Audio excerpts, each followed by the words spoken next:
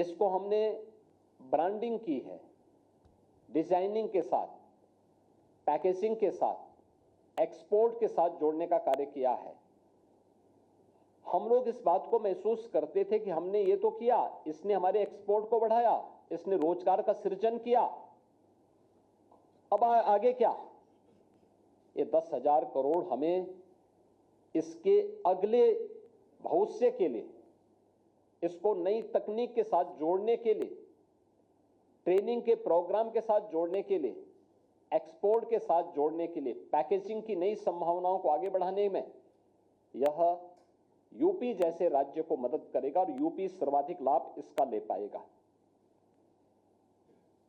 12,20,000 करोड़ का इंफ्रास्ट्रक्चर का जो फंड तैयार किया गया है, इसके लिए घोषणा की गई है। स्वाभाविक रूप से इसमें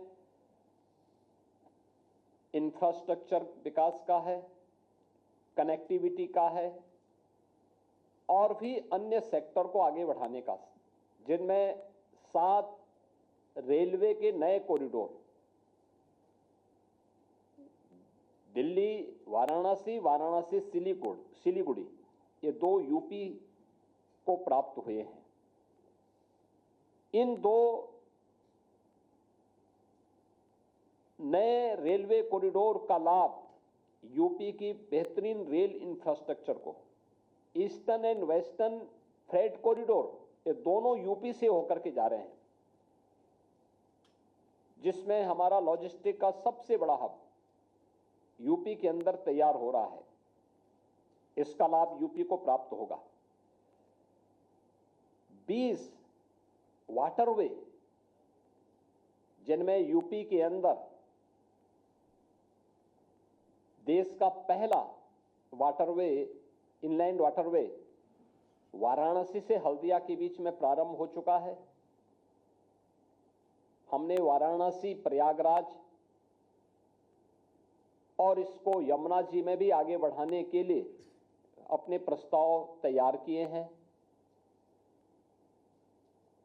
अयोध्या से हल्दिया के बीच में वाटरवे को संचालित करने का प्रस्ताव, ऐसे ही राप्ती नदी, गोमती नदी, इन सब में भी ये संभावनाएं, और मेरा मानना है कि इन वाटरवे का उपयोग हम यहां पर भी कर पाएंगे।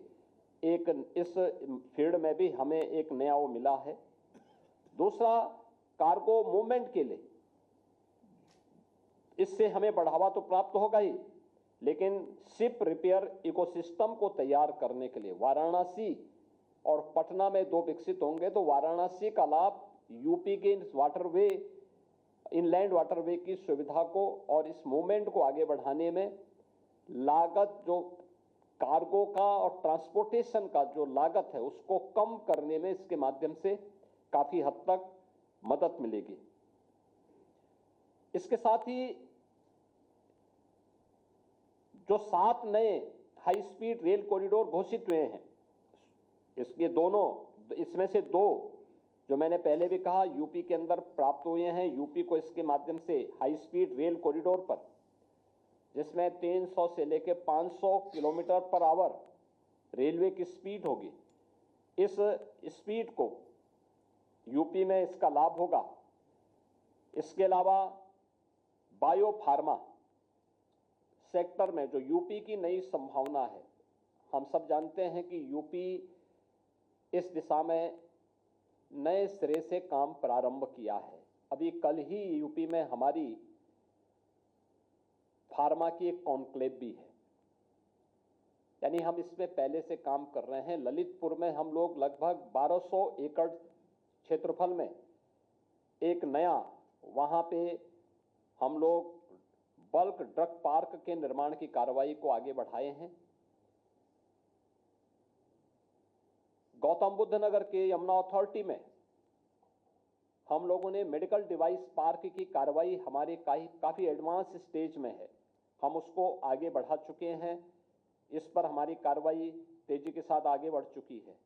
लेकिन 10,000 करोड़ का जो बायो फार्मा के लिए धनराशि की व्यवस्था की गई है, एक ग्लोबल बायोफार्मा हब बनाने की दिशा में भारत को तो मदद करेगा ही।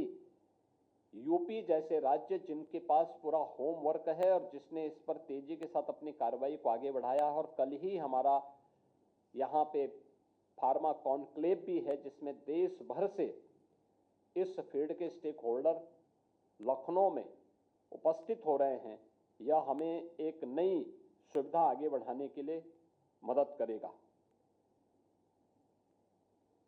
भारत को एक डाटा सेंटर हब के रूप में स्थापित करने की दिशा में जो एक नए कदम बढ़ाने की दिशा में कार्य किए गए हैं, यह एक नई दिशा में हमें आगे बढ़ाएगा। खासतौर पर 22,000 करोड़ रुपए से अधिक के जो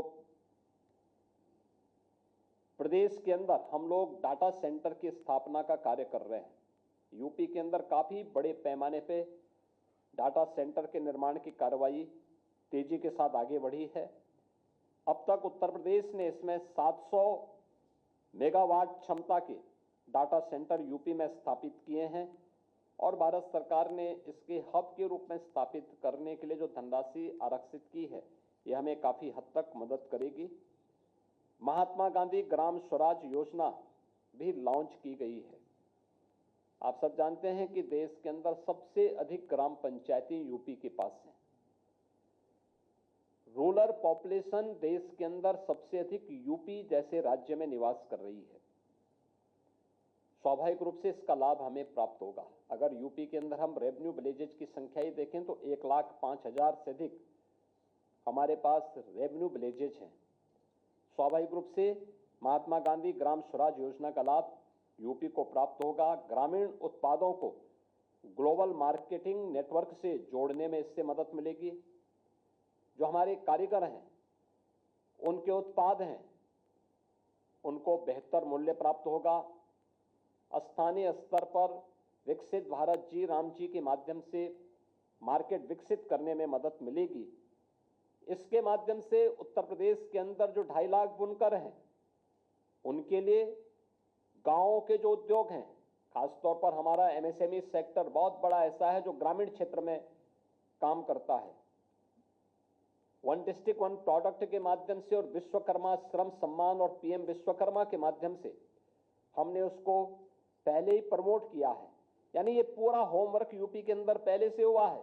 तो स्वाभाविक रूप से महात्मा गांधी ग्राम स्वराज योजना के माध्यम से इसका लाभ यूपी को प्राप्त होगा और युवाओं को इसके माध्यम से आत्म स्वावलंबन की ओर बढ़ने में भी यह मदद इसके माध्यम से प्राप्त होगी। मित्रों,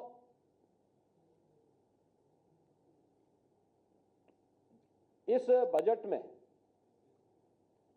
लॉजिस्टिक के लिए भी काफी बड़ी संभावनाएं हैं और उसके हब के रूप में गौतम बुद्ध नगर, कानपुर के साथ ही वाराणसी को, क्योंकि देश का पहला वाटरवे यह वाराणसी से हल्दिया के बीच में प्रारंभ हुआ है।